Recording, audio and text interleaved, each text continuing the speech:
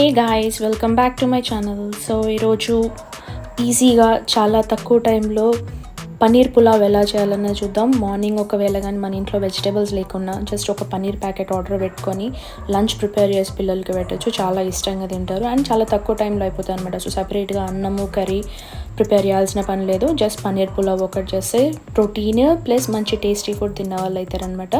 మా పిల్లలకి అయితే చాలా ఇష్టం అనమాట ఈ పన్నీర్ పులావ్ చేయడం. సో మార్నింగ్ బ్రేక్ఫాస్ట్ లంచ్ కోసం అని చెప్పేసి చేస్తున్నాను. ఎలా చేయాలో చూద్దాం. సో ఫస్ట్ దానికోసం కావాల్సిన ఇంగ్రీడియంట్స్ అన్నీ ఒక హాఫ్ కేజీ పన్నీర్ ప్యాకెట్, ఇది చిన్నగా స్క్వేర్ క్యూబ్స్ లాగా నేను కట్ చేసుకున్నాను. ఇది బాస్మతి రైస్ 2 గ్లాసెస్ తీసుకున్నాను.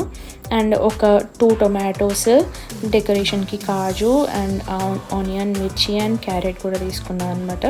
ఆనియన్ చాలా సన్నగా చేయాలండి, సన్నగా తరిగి పెట్టుకోవాలి. ఇవన్నీ జనరల్ మసాలాస్, ఇలాచీ, లవంగం, మనం బగారాన్నంకి ఏమేమి వేస్తాం సో అవన్నీ తీసుకొని పెట్టుకోవాలన్నమాట.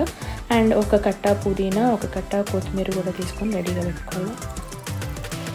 సో ఇప్పుడు ముందుగా మనం బాస్మతి రైస్ కడుక్కొని పెట్టుకున్నాము. కనీసం ఒక హాఫ్ అన్ అవర్, ఒక 30 మినిట్స్ అయినా కానీ నేను అంతే పులావ్ అనేది చాలా బాగుంటుంది అనమాట. అంటే పుల్లలుగా విడివిడిగా ఉంటుంది అనమాట.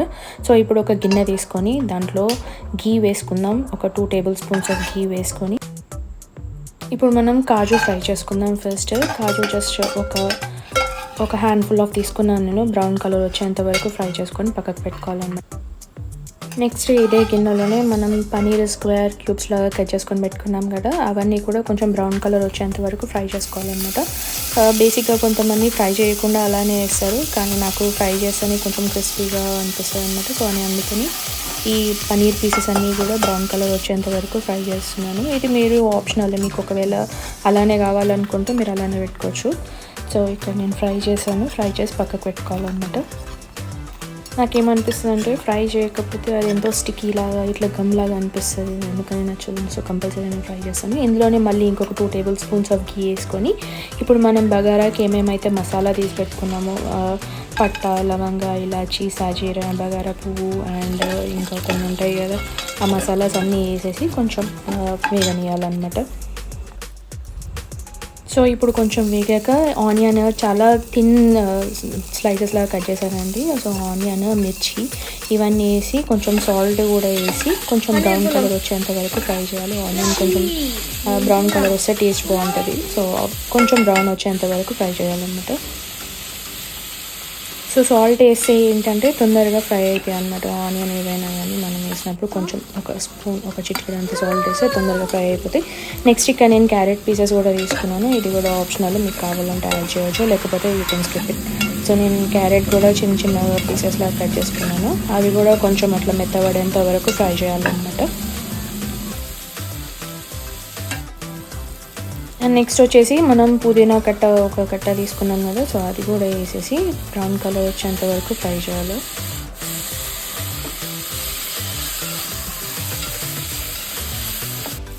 ఇప్పుడు దీంట్లోనే ఒక టేబుల్ స్పూన్ ఆఫ్ అల్లము అండ్ కొంచెం పసుపు కూడా వేసి కొంచెం అల్లం పచ్చివాసన పోయేంత వరకు ఫ్రై చేసుకోవాలి.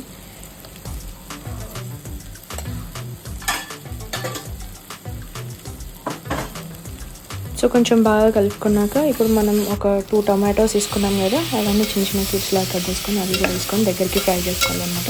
సో ఇప్పుడు ఈ టమాటా, ఈ మసాలా ఇదంతా కూడా మంచిగా మగ్గాలంటే అది ఒక రకమైన చాలా టేస్టీ స్మెల్ వస్తుంది అన్నమాట. అసలు అది స్మెల్ చూస్తేనే మనకు తినాలని అనిపిస్తుంది.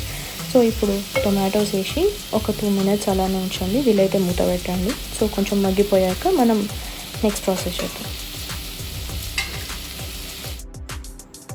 సో నెక్స్ట్ ఒక 2 టేబుల్ స్పూన్స్ ఆఫ్ కారం అండ్ ఒక 1 table spoon of salt and కొంచెం గరం మసాలా కూడా యాడ్ చేసుకొని అన్నీ మిక్స్ చేసుకోవాలన్నమాట. ఈ గరం మసాలా అనేది నేను ఇంట్లో తయారు చేసింది, అంటే లవంగాలు, ధనియాలు, ఇలాచి ఇట్లా అవన్నీ కలిపి గ్రైండర్ పట్టిందనమాట. సో ఈ గరం మసాలా ఇవి అన్నీ వేసేసి ఒక 2 మినిట్స్ అలా కలిపి పెట్టాలన్నమాట.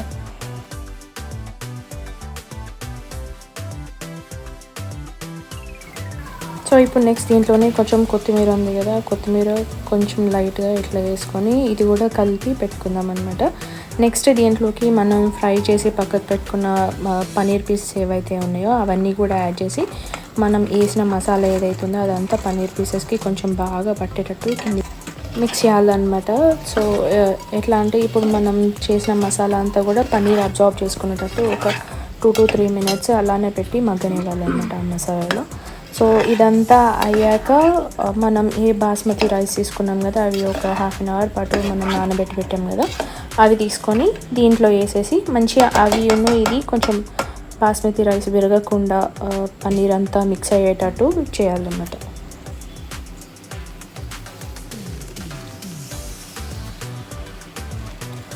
సో మీరు బాస్మతి రైస్ అవన్నీ వేసాక మిక్స్ చేసేటప్పుడు గంటె యూజ్ చేయొద్దు. మీరు గంటె కానీ యూజ్ చేశారనుకోండి బాస్మతి రైస్ కాస్త మామూలు రైస్ అయిపోతుంది.